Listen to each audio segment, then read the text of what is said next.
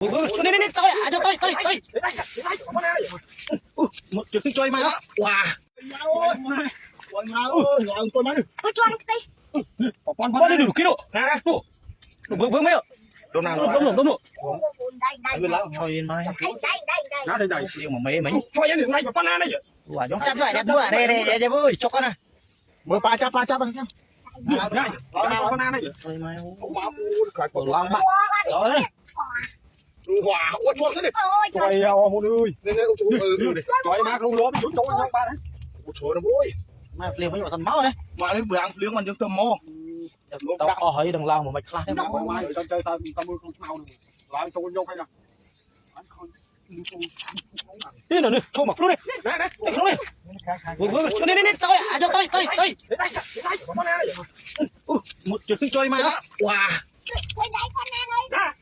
Chơi mày. Mày đi bố. Mày ơi, đồ gì chơi mày làm cho mày sắp liên. Rồi mày, ai mày đọc liên tiến. Chui. Mà một thùng thấy bông nó chỉ làm thật tinh thể dùng lấy mà thế thấy làm một con này không? Phải sẽ sót bông mỡ. Rồi mày lưu câu loan không? Lưu câu loan đấy. Liên trời mày. Wow. Một đồ bò cho bật bắn pin không? Quậy rồi. Đó, đúng không? Chắc hả? Đúng mỏ à? Đúng rồi. Đây. Rồi mày xa cái nào mỡ bắn cho mày xa cái rừng chơi mày. Mình nông cái này.